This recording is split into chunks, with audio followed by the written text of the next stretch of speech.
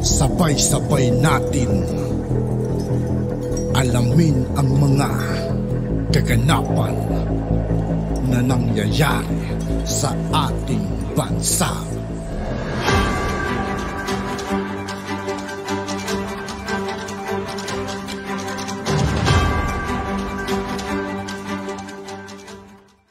Yo, what's up mga kaibigan? This is I2K po again. Ngayon nandito naman ulit tayo sa channel ni Pinoy News TV. Dito naman ulit tayo magbibigay ng komento at reaksyon. Kaya samahan nyo ako guys.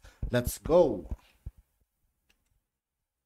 Natin ngayon, ito po, no, si De Lima, nagsabi na po na makikipagtulungan siya dito po sa ICC para po sa kaso ni President Duterte. Grabe, no? Attack dog talaga, no? Alam nyo na ngayon kung bakit nakalaya yan.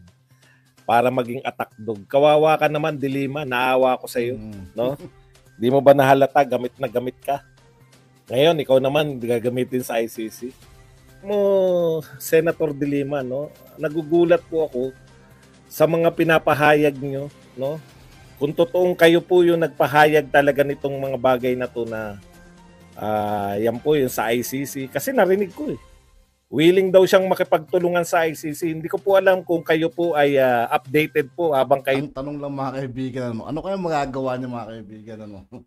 Hindi nga pinapapasok ng mga ICC sa Pilipinas Nakakulong. Kung naiintindihan niyo pa po na may gera po sa Ukraine, gera po sa Israel, no? Sana po magpahinga kayo, maghanda po kayo sa inyong depensa. Hindi po yung paghihiganti agad. Kung natatandaan po ninyo, sa inyo na rin may sabi, isa sa agam-agam na mga kasama ninyo noon, na yung pinagsabihan kayo na kauupo lang ng Pangulo ng Pilipinas, gusto nyo na kagad atakihin. Eto po, wala pa po kayong 1 linggo. No? Pwede po, kung ako yan, no? Grabe naman to talaga yung sabik na sabik ba kayong mga dilawan sa leader? Sabik na sabik kayo na makaatake kayo? Alam niyo ang kasikatan ni De Lima, ilang linggo lang po yan. No? Gamit na gamit niyo. Parang nabuhayan kayo at may bago na kayong leader. Hindi po mag-i-stand si De Lima as pag na-realize na ng mga tao, teka lang muna, balik na tayo sa realidad. Hindi ba ito yung pinanood natin na may karelasyon na yung driver niya? Balik na tayo sa realidad. Yung bang si Ragos, yung bumaliktad na nagsabi na walang kinalaman si De Lima? Wala na yung mga milyon-milyon na sinabing binigay niya mismo kay De Lima? O kay Dayan? O kung kanino man binigay?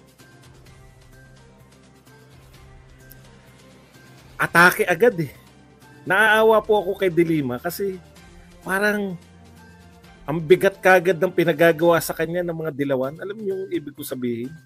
Kalalaya lang ni De Lima, hindi niyo ba pwedeng pagpahingahin?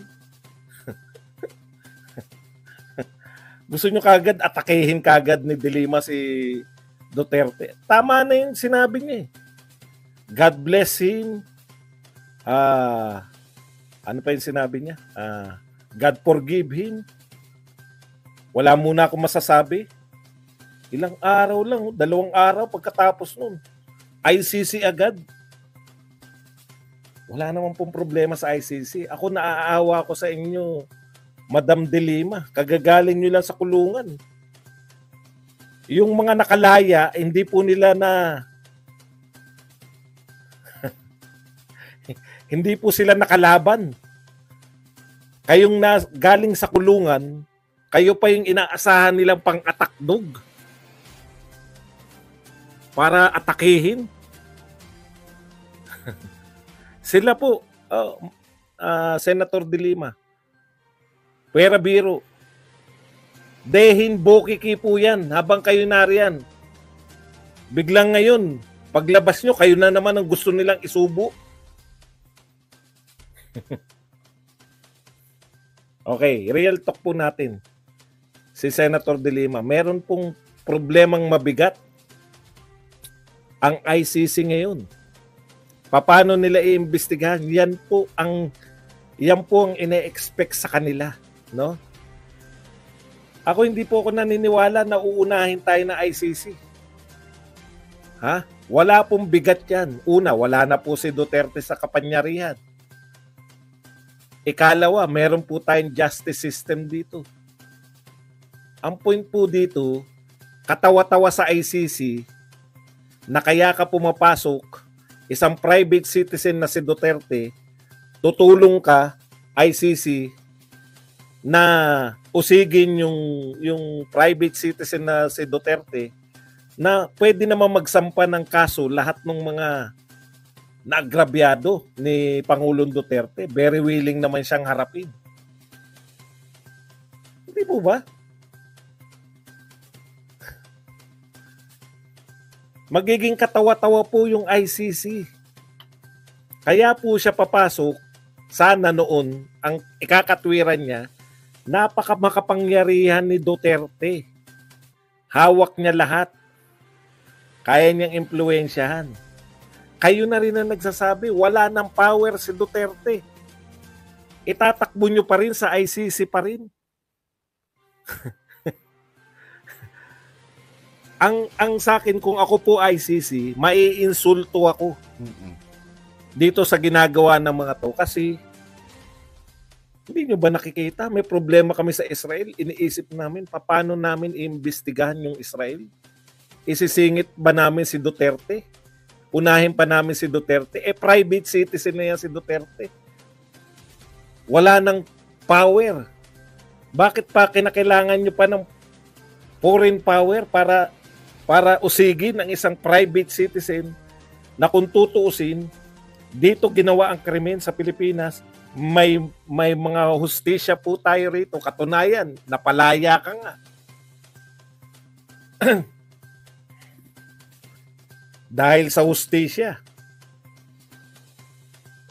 Hindi ko maintindihan kung ano po yung logic na hanggang ngayon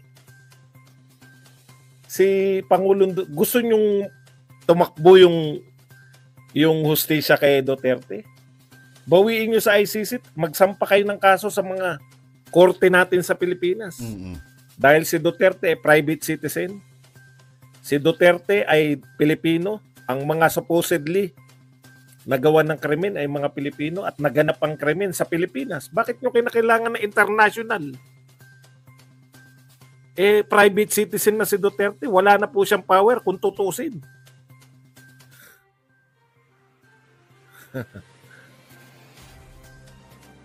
Inaabalan nyo. Thank you very much kay 818 na nagbigay sa atin ng $999. Sana all. Pagtatawanan po ang ICC ng buong mundo. Bakit siya makikialam sa isang private citizen na wala ng power? Kinakailangan nyo pang papasukin. Kaya lahat nakikialam sa atin ngayon. Ba't takot na takot kayo? Ako takot na takot. Bakit naman ako matatakot? Pag binatikos mo ba yung mali nilang ginagawa, takot ka na? Iba po yung takot sa tinatalakay lang. Bakit mo naisip na takot si Pangulong, takot kami para kay Pangulong Duterte sa ICC? Mga makikitid lang po ang utak na makakaisip na may magagawa ang ICC dito. Wini-welcome nga ni Duterte, puntahan nyo ron. Bakit matatakot? Bobo lang po ang matatakot sa ICC. Totoo. Bobo ka ba?